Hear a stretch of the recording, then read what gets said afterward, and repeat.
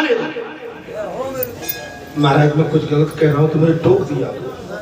देख भैया, अगर मुझसे कथा सुनना है तो मेरे तो 16.25 आना और पूरी 24.25 कैरेट का सोना मिलेगा मेरे पास। मैं लिपा पोती जानता नहीं, मैं तो भैया हनुमान हूं, हनुमान। ठाड़ो घुसखोर है लंका में, ठाड़ो घुसखोर है। मैं मच्छर भी बन जाता हूं, इसलिए मैं आपसे कह रहा हूं, मैं आपका सेवक हूं।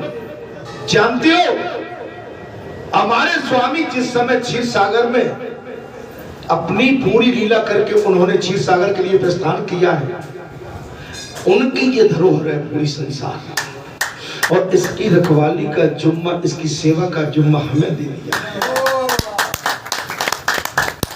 अगर कोई देव स्थान पर देवालय में और मेरे ही देवालय में, मेरे ही स्वरूप में वहां भी कोई डंडी मारेगा, मैं उसे भी नहीं छोड़ूंगा।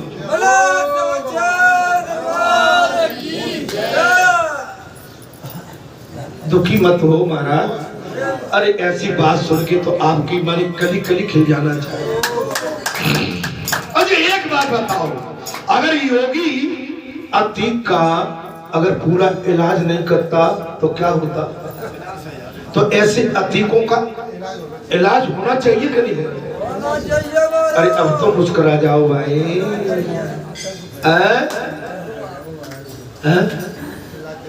भाई इलाज तो बहुत जरूरी है। धीरे धीरे पूछ भैया कैसे गई है, धीरे से चलिए।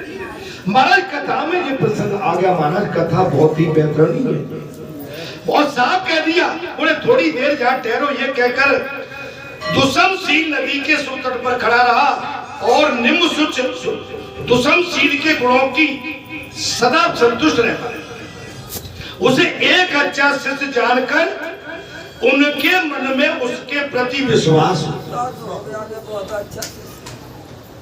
अच्छा मैं आप पर विश्वास करता हूं कि नहीं करता हूं? और कहीं मेरे और आप पर, आपको माने आपको भी चाहिए कि मैं आप पर समर्पित हूं। भाई ताली तो दोनों हाथ से बजती है ना, और इसमें कहीं कोई धोखे धड़े की बात आ जाए तो क्या बीतेगी? महाराज जो मैं आज आपको देखता हूं ना भगवान के रूप में, मेरा भाव टूट जाएगा। अरे हमने तुमको, तुम्हारे अंदर तुमको हमने अपनी जान समझा, प्राण समझे, अपना सर्वस्व समझा, और तुम्हारे मन में ये मैल कहां से आ गया? दर्द भी तू, चैन भी तू। महाराज दर्द भी तू और चैन भी तू। सुनता है तू मेरे मन की व्यथा, मितवा बार बार आवाज मैं तुमको न दूं।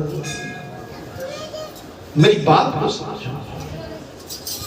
जली को आग कहते हैं, बुझी को राख कहते हैं। जली को आग कहते हैं और बुझी को राख कहते हैं, और राख से बनती है बारूद, उसे विश्वनाथ कहते हैं।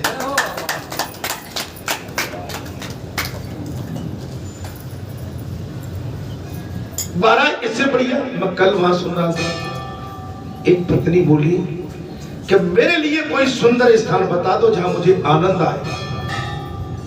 महाराज सुन लेना मेरी बात। एक पत्नी अपने पति से बोली मुझे घुमाने के लिए ले चलो। क्या बोली महाराज? एक पत्नी अपने पति से बोली, अरे तुम तो ऐसे ही हो, सबके पति अपनी अपनी पत्नियों को सुंदर स्थान पर घुमाने ले जाते हैं, तुम मुझे ले चलो। बोले ठीक है देवी, बैठ जाओ तुम मेरी 2 पहिया की पीछे की सीट पर। महाराज वो निकला पट्टा और लेके घूमते घूमते शमशान में पहुंच गया। कैसी कही भैया? बोले जे का ले आए? बोले यही सबसे अच्छा स्थान। आप लोगों को ठीक लगा होगा? बोले दुनिया, बोले ये सबसे बढ़िया, यहाँ से स्वर्ग का मार्ग जाता है, यहाँ से स्वर्ग द्वार है, इससे बढ़िया और कोई जगह नहीं है। बोले इससे बढ़िया, ए महाराज कैसी कही, अब जे हम तक तुम पे कहा धरेंगे, आठ ठोक दिए पंडितानी बोले घुमाने ले चलते। हमने भी सोच के रखा, किसी ने घर में बात करी तो हम कहेंगे चलो आज चलती, चलो बोले सियापत। तो उसने कहा कि भैया ठीक, बोले ये कहाँ ले आए, बोले ये तो शमशान है, बोले ये बैकुंठ का मुख्य द्वार है। आप समझदार व्यक्ति हैं तो यही काम करोगे। अब तुम मॉल में ले जाओगे तो मॉल में तो भैया जेब ढीली होगी, शमशान में बेटा क्या मांगोगे, बोले यहाँ तो सीताराम बोलो और बढ़िया पानी वानी चल लो, पानी पी लो। और देखो ये सब मुर्दों की पूरी मिट्टी पड़ी हुई है, इस पर अपनी दृष्टि रख के अपना हिसाब किताब पूरा कर लो कि ये हमें भी यही आना है। दादी अब तो खुश हो गई, कुछ बचा नहीं है संसार। अब मैं तो दादी देखिए आपको बाबरो बेटा हूं, मैं तो वही बात करता हूं जहां में तुम्हें मेरी तोतली भाषा में हंसी आ जाए, मैं तो तुम्हें हंसाने का प्रयास करता हूं। महाराज मन में उसके प्रति विश्वास हो गया, उन्होंने छिपाई हुई सोने की पेटी और यागेश्वर की मूर्ति के साथ अपनी गुदड़ी उतारकर धरती पर रख दी। अब तो विश्वास पात्र हो गया महाराज, पेटी साथ में गुदड़ी से ढक दी। अच्छे बेटे हाँ, और स्वयं थोड़ी दूर पर मल त्याग करने के लिए चले गए। वे जो ही वैद्य के वृक्षों की ओट में पहुंचे तो ही दुष्मसीन उनकी सोने की पेटी को लेकर प्रसन्नचित्त होकर शीघ्रता पूर्वक उत्तर दिशा की ओर चल दिया।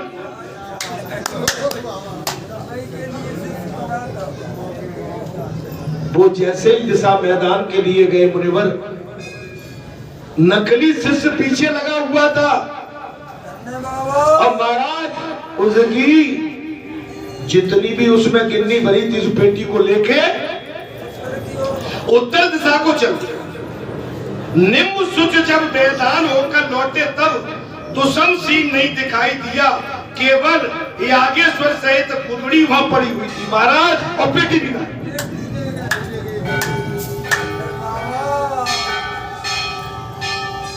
पेटी भी गायब, समझ में आ रहे?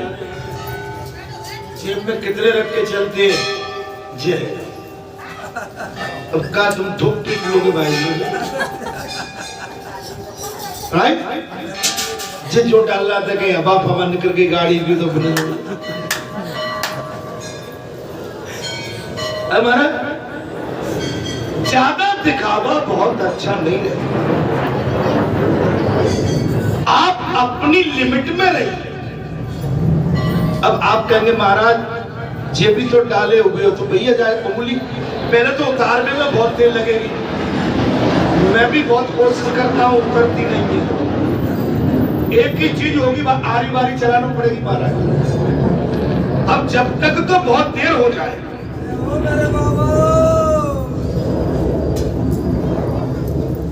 हमारे हनुमान सोते थोड़ी रहेंगे जब तक, नहीं इतना तो विश्वास होना चाहिए। आपके बाबा हमारे बाबा सोते नहीं रहेंगे। और महाराज वो नकली शिष्य उस ब्राह्मण की उस सोने की पेटी, गिन्नियों की पेटी को लेके बहुत दूर निकल चुका था। जब वो मल त्याग कर वापस आए तो गुदरी पड़ी हुई थी। महाराज दुष्मसीन उनकी सोने की पेटी लेकर प्रसन्न होकर शीघ्रतापूर्वक उत्तर दिशा की ओर चल दिया। और नेमुसुच रिसीवर जब मैदान होकर वापस लौटे, ये आगे स्वर सहित गुदड़ी वहां पड़ी हुई थी। ब्राह्मण का मन खिन्न हो गया।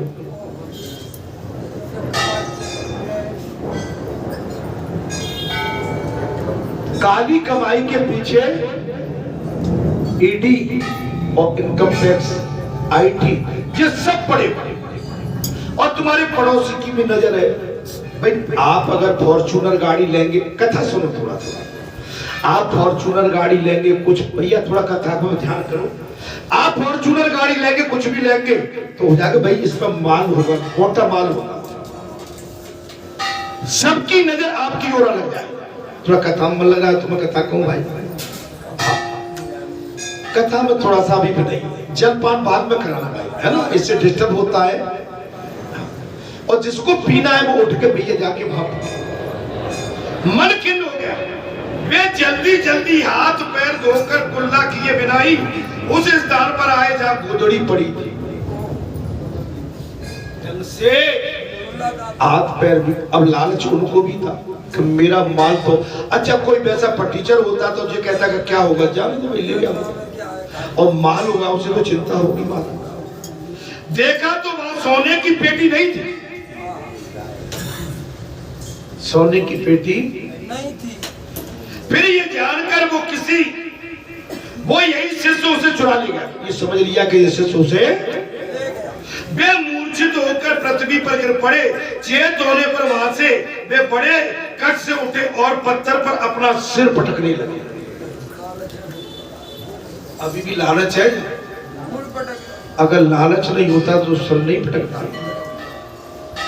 चोरी से धन कमाया, लालच से धन कमाया, पाप इतना भारी पड़ गया कि तुम भगवान के बंदे बनते हो, भगवान के भगत बनते हो और रिसीवर कहलाते हो, संत कहलाते हो, महात्मा कहलाते हो, पुजारी कहलाते हो, लेकिन तुम्हारा लालच तुम्हारे मन से नहीं।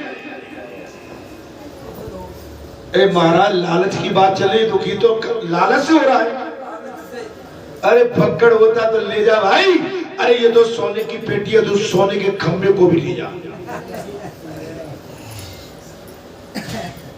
मीरा ने सोने के खंभे छोड़े के नहीं, ध्रुव ने सोने के खंभे छोड़े के नहीं, प्रहलाद ने सोने के खंभे छोड़े के नहीं, भगवान राम ने सोने के बिछोना छोड़े के नहीं, महाराज हनुमान ने मणि की माला त्यागी के नहीं। देखिए, बगैर त्याग के आप हम अमर नहीं हो सकते और उस पर गर्व भी नहीं करना चाहिए। बगैर, एक बात और बताई महाराज, आजकल एक चीज और चल रही है, आप जो मोबाइल में YouTube देखते हो उसको बंद करो, कथा देखो उसमें। YouTube में केवल कथा देखो, YouTube में गंदी हरकतें भी आ रही हैं, मुझे पता नहीं, एक दिन कहा कि कथा चल रही है तो उसमें कुछ गंदी हरकतें देख के मैंने तो कहा कि इस मोबाइल को तोड़ दे, क्या कर। अब कहिए मैं ये बात क्यों कह रहा हूं, जब नारद जैसे मुनि भी विचलित हो गए तो हम किस खेत की मुनि। YouTube सबसे खतरनाक है, मेरी माताएं जानती होंगी और मेरे भाई भी सब जानते हैं, गंदा है। माने ये YouTube तो बहुत किसी ने हरकत दे दी है, उसके कथा आती है, सुनते हैं, महापुरुषों के सतवचन आते, सुनने में आनंद आता है, लेकिन YouTube पे कुछ ऐसी गंदी हरकतें पड़ी रहती हैं महाराज, आज मैं बोलने पर मजबूर।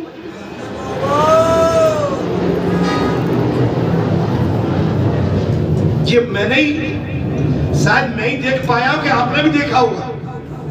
आपने देखा क्या? आपने देखा है? आप नहीं हो, बचे रहे, बचो इससे। महाराज हाथ धोकर कुल्ला किए बिना ही उस स्थान पर आए जहां गुदड़ी रखी थी, देखा तो वहां सोने की पेटी गायब। फिर ये जानकर के शिष्य उसे चुरा लेगा, वे मूर्छित होकर पृथ्वी पर गिर पड़े, चेत होने पर वहां से वे बड़े कष्ट से उठे और पत्थर पर अपना सिर पटकने। सूत जी कहते हैं, ऋषियों, लालच इतना खराब होता है। फिर विलाप करते हुए बोले, हाय हाय, उस दुष्ट आत्मा ने मुझे मारा। रोने लगे। क्या वो जो धन पाया था उनका निजी था क्या? उनने भी चोरी की थी, उनने भी कपट से कमाया था। कैसे कमाया? तो चोरी का माल मोरी में, चोरी का माल। अरे भाई आप तो आज मुझे अच्छे नहीं लग रहे मना से। आज चोरी का माल मोरी। तुमने जैसे कपट से कमाया और तुम्हारे पीछे भगवान ने कहा तुम मेरे चरणों में प्यार नहीं करते, और अच्छे ग्राहक आते हैं उनको देखकर उन पर दृष्टि रखती हो, उनकी माला मुझ पर बड़े प्यार से चढ़ाती हो, और कोई गरीब लेके आता है उसे भी रख देती हो, और वहां से लेके उसका माला लेके मेरे पास और मेरे अंदर मेरे चरणों में जो भोग लगा रहता है उसको प्रसन्न करने के लिए मेरे चरणों में भोग है उसको देते हो। आप हर भक्त को क्यों नहीं देते? कैसी कही?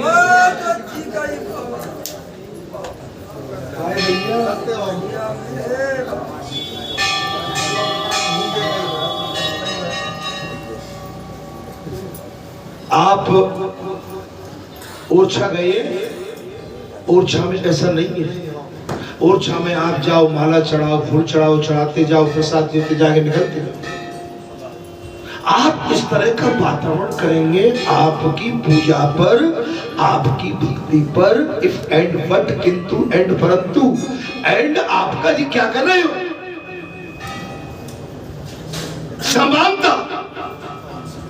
भगवान के सनक सनकानंद ऋषि थे महाराज, उनको अपनी पूजा पर बड़ा गर्व हो गया कि हम तो बैकुंठ के भगवान के पार्षद हैं, बैकुंठ नाथ के पार्षद। और ऋषि चले गए, भगवान को परीक्षा लेनी थी कि इनको अभिमान हो गया। जे बिल्कुल पैसों को तो अंदर, पैसों को बाहर करते रहते महाराज। भगवान ने परीक्षा ले डाली। उसी समय चारों ऋषि आए और चारों ऋषि पहुंच के बैकुंठ में, और पार्षद जे और विजय दोनों खड़े हुए हैं। उन्होंने कहा कि हमें तो भैया प्रभु के पास जाना है। कि नहीं, इस समय प्रभु आराम कर रहे हैं, और उनने मना कर दिया। उनकी प्रभुति तन जाती है। तपस्वी तेजस्वी थे, बाल स्वरूप में थे। धोखेबाजो, जाओ धोखे की दुनिया में जाके तुम्हें 3 बार राक्षस बनना पड़ेगा। क्यों भैया, मैं कुछ ज्यादा तो नहीं कह रहा। समानता का बहार, जो अपनी समानता खो बैठता है बहुत दुखी, उसको दुख मिलता है महाराज। सबसे प्रेम से, गरीब हो अमीर हो, आते जाओ जाते जाओ, प्रसाद आपका यहीं चढ़ेगा। माला सवेरे 1 चढ़ गई, 2 चढ़ गई, 3, माला से भगवान को नहीं, माला भगवान के चरणों में अर्पित करो। कोई माला मांगता है वो अशुद्ध है, कैसा? तुमने ली हनुमान जी की माला, एक अशुद्ध आदमी को उतार के दे दी, ये भी महापातक है। क्यों महाराज? माला उतार के अपवित्र आदमी को मत दो, पता नहीं कहां डालेगा। कुछ अच्छा लग रहा हो तो मैं कहूँ बताओ। आप अगर ये बुहार रखोगे मेरे भाई, तो आपकी मैसेज अपने आप चला जाएगा। समानता रखिए। अब ये कथा हो रही है, समानता में हो रही। मैं भी बैठता हूं तो मैं नीचे बैठता हूं, मैं सबके साथ बैठता हूं, धरा पर बैठता हूं, ठीक है। मेरे लिए सोने के लिए कोई रूम नहीं है, कमरा नहीं है। आपके ये नहीं कि भाई आप बैठे हो मैं अंदर लेटा हुआ हूं। महाराज जी कहाँ है? महाराज जी चाहे यूट्यूब पे भीतर घुस के यूट्यूब पे सिनेमा देख रहे हो, महाराज जी कहाँ? बोले महाराज जी ध्यान में।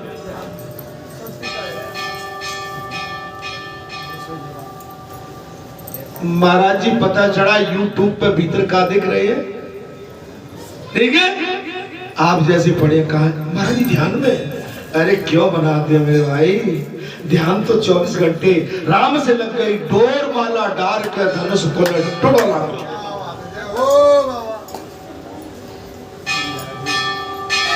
अरे 24 घंटे साधना करो, माला जपने से ऐसे ओम जय जगदीश ओम, ये क्या मतलब? आप तो हमेशा जपते रहिए, आंख खोल के जपते, चलते में, आगे बढ़ते में, घर में, खाते में, पीते में, सोते में, नहाते में, अरे उसको मत भूलो।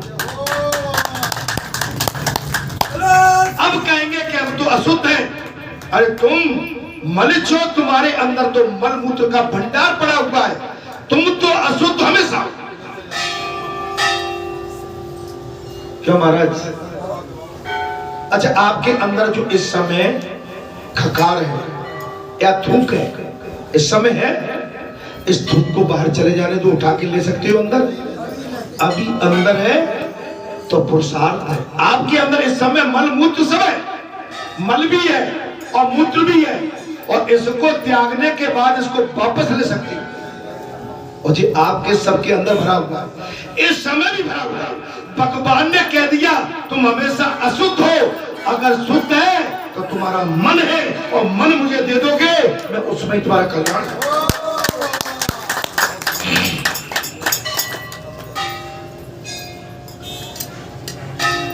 मैं उतने में कल्याण करूंगा।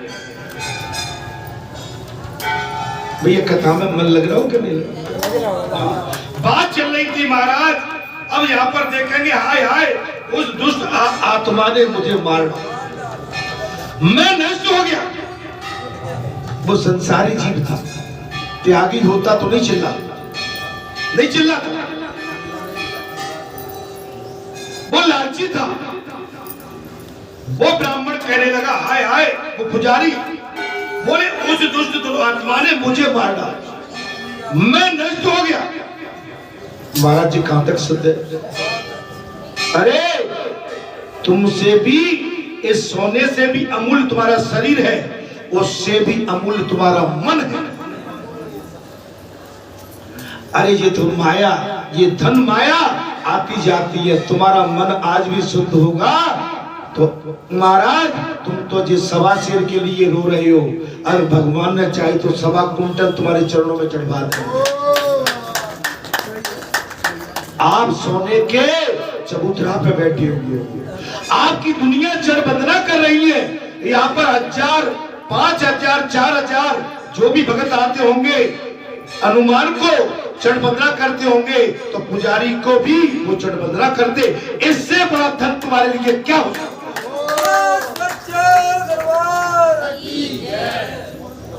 क्यों महाराज? दुनिया झुक रही है? इससे बड़ा धन कहाँ है महाराज? दुनिया तुम्हारे चेहरे से ओ बालाजी के पुजारी, इधर देखो महाराज, ओ मैया के पुजारी महंत जी, अरे वाह, बालाजी के महंत हैं जी, वाह। जब बालाजी के महंत यहाँ कथा कह के निकलते हैं तो देखते हो हमारा दुनिया झुक जाती है। मैं ये कहता हूँ कि मुझे संसार का पूरा सुख प्राप्त हो गया, इससे बड़ा सुख जीवन में कुछ मिल नहीं सकता। अरे ये सुख तो घर में भी नहीं, ये सुख तो जिस बिस्तर पर मैं रात में सैर करता हूँ, ये सुख उसके सामने बहुत बड़ा है। ये सुख यहाँ का, इससे बड़ा सुख कोई नहीं है महाराज। ये सच्चा त्याग वैराग, आपका मन वही रखा रहे जैसे सांप महाराज मणिधारी सर्प अपनी मणि को छोड़ जाता है, ये दृष्टि उसके दिल पर बनी रहती है। आप मणिधारी हो, अगर पक्के बाबा की भक्ति में तल्लीन रहते हो, भगवान की भक्ति में, आपका शरीर कहीं भी रहे लेकिन मन भगवान के चरणों में। महाराज मैं नष्ट हो गया, मैं क्या करूं, कहां जाऊं, कैसे उसे पाऊं? अब क्या करूं, कहां जाऊं, कहां ढूंढूं, कैसे उसे पाऊं? भगवान का भगत है, 4 मास करने गया है। देखो महाराज, भगवान का भगत तो 4 मास करने, और लीलाधारी ने लीला रच दी। वो लीलाधारी ने महाराज लीला जमुना पे कर डारी,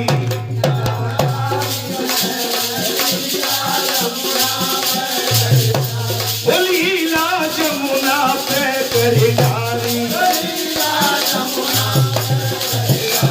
बंसी बारे ने लीला जमुना पे करे डाली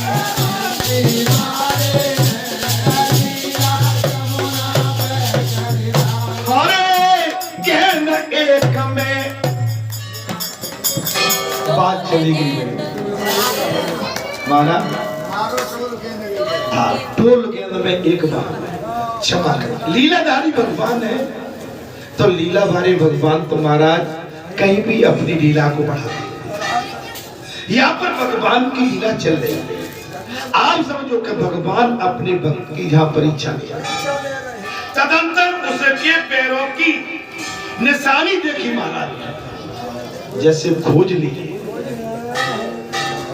अपने शिष्य के पैरों की खोज की अब मन भक्ति में नहीं लग रहा है मन तो जो अपनी कमाई का माल था लालच से उसमें लगे निम्न सुच मुनि उसका पीछा करने लगे किंतु एक तो वो बूढ़े थे महाराज एक तो बूढ़े हो चुके दूसरे रोगों से भी उन्हें और थका दिया और रोग भी थे बूढ़े थे रोगी थे इसलिए निराश होकर अपने मठ पर लौट के अब वहां नहीं गए या 4 मास करने वो धनी व्यक्ति बुला गया वहां नहीं गए तब दुष्म सीध भी सोने की पेटी लेकर दूसरे स्थान पर चला गया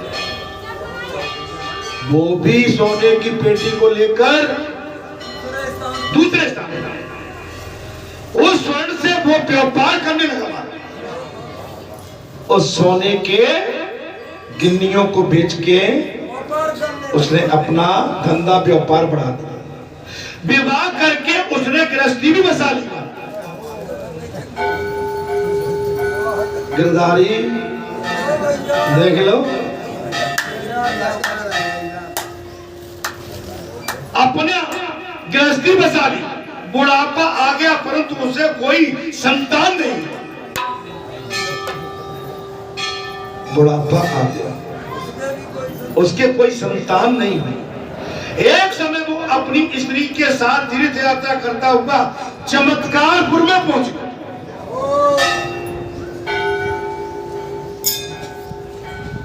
एक समय की बात है तीर्थ यात्रा करता हुआ वो चमत्कारपुर में पहुंचा और सब तीर्थों में स्नान और संपूर्ण मंदिरों में घूम घूमकर देव दर्शन करते हुए उसने एक स्थान पर दुर्वासा मुनि को देख लिया कौन मिल गए दुर्वासा मुनि मिल गए चमत्कारपुर में आए सारे तीर्थों के दर्शन किए स्थान स्थान के और दर्शन करते करते एक स्थान पर दुर्वासा मुनि को देखा वे अपने इष्ट देव के सामने भक्ति पूर्वक नृत्य और गान कर रहे हैं दुर्वासा ऋषि अपने भक्तों के साथ कीर्तन संकीर्तन नृत्य गान कर रहे हैं दुष्मशील ने उनको प्रणाम करके पूछा महाराज दुष्मशील वो शिष्य जिसने एक मुनि की सोने की पेटी चुराई थी उसने पूछा हे ऋषिवर इस निर्मल शिवलिंग की स्थापना किसने की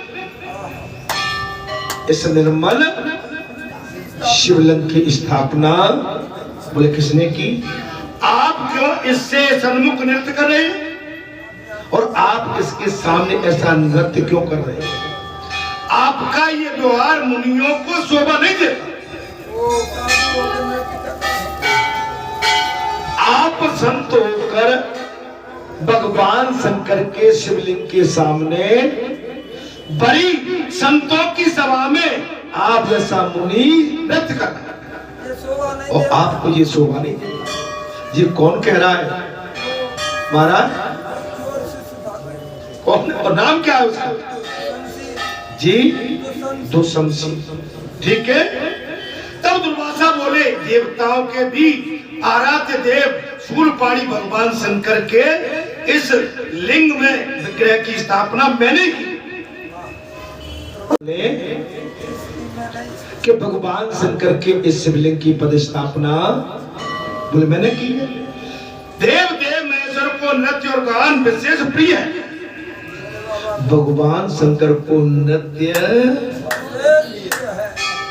महाराज ऐसे ऐसे ऐसे ऐसे माने भगवान शंकर को नृत्य गान बेहद पसंद है महाराज। अतः मैं ये करता हूं उनके सामने। दुर्वासा ऋषि ने कहा मैं ये नृत्य उनके सामने करता हूं। दुर्वासा का वचन सुनकर दुष्मशील के मन में महादेव के प्रति भाव भक्ति का उदय हो गया। भक्ति भाव का उदय हो गया। उसने मुनियों को पुनः प्रणाम करके भगवान मैं केवल जाति से ब्राह्मण हूं।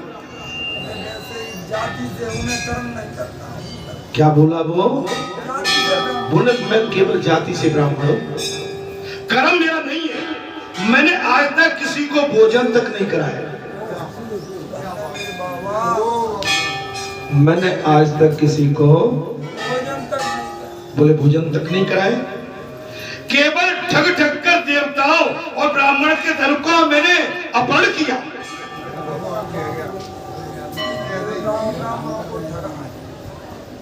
ये भी भगवान की लीला है। बोले मैंने ठग ठग के ब्राह्मण तक का देवताओं का धन ठगा है। मैं सदा जुआ खेलने और वैश्यागमन के दुर्भाग्य में ही फंसा रहा। मैं सदैव जुआ वैश्यावृत्ति इन दुष्परिणामों में फंसा रहा। जाति से ब्राह्मण होकर भी मैं जाति से ब्राह्मण होकर भी मैंने एक वैश्य को गुरु बनाया। मैं जाति से ब्राह्मण हूं, मैंने एक वैश्य को अपना गुरु बनाया है। फिर अनेक प्रकार की चिकनी चुपड़ी बातें कहकर उन्हें धोखा दिया और उनका सारा धन मैं चुरा लाया।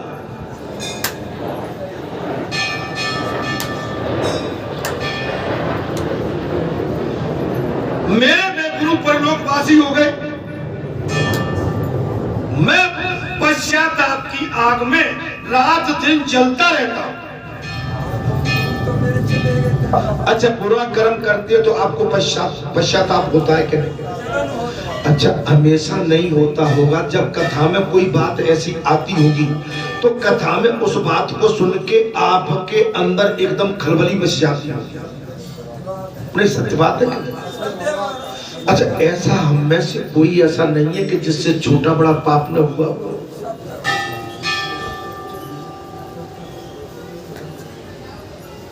महाराज समझ में आ रही है?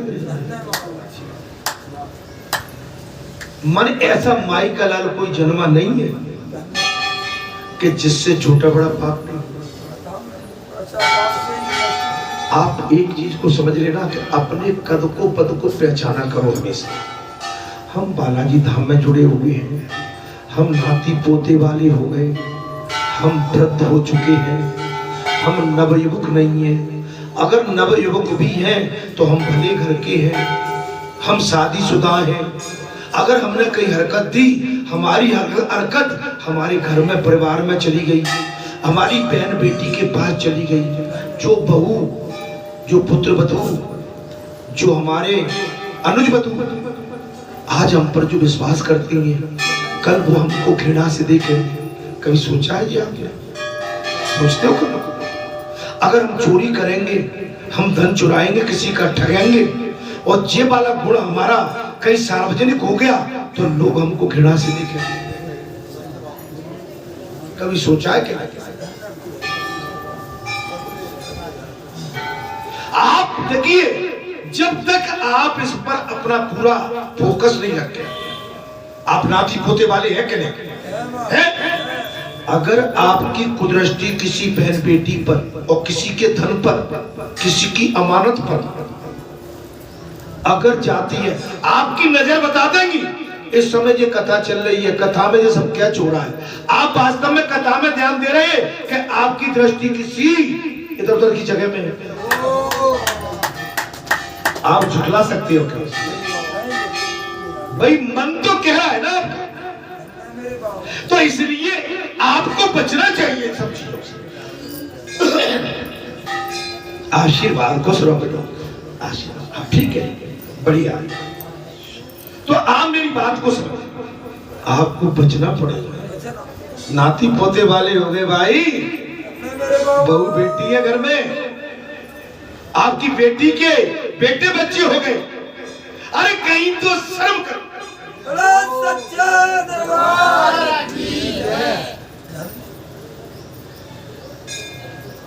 कल मैं कथा में सुन रहा था महाराज, आजकल की माताएं और आजकल की बहू बेटी महाराज अपने बच्चों को नहीं सिखाती है।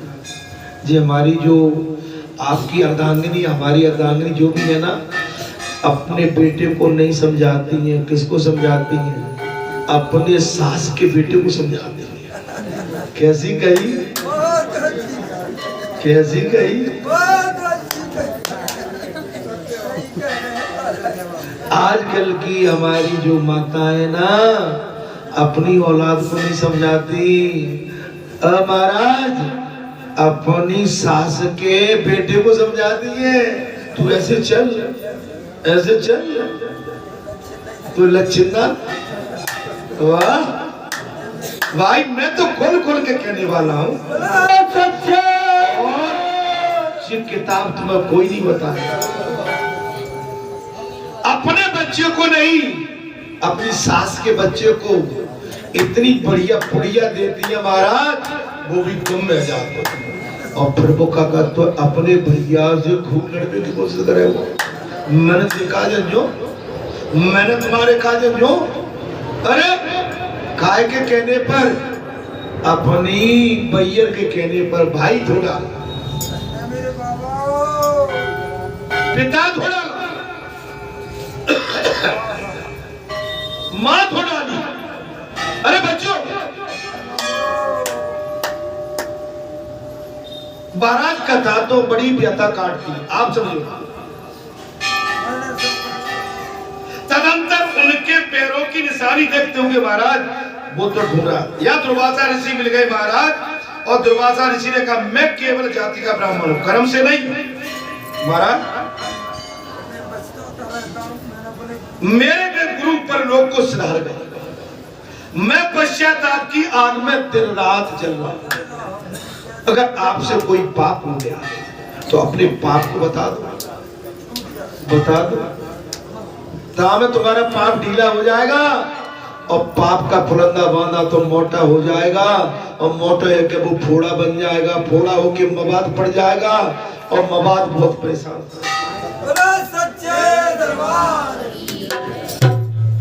आप मुझे कोई प्रायश्चित बताकर मुझे अनुग्रहित कीजिए।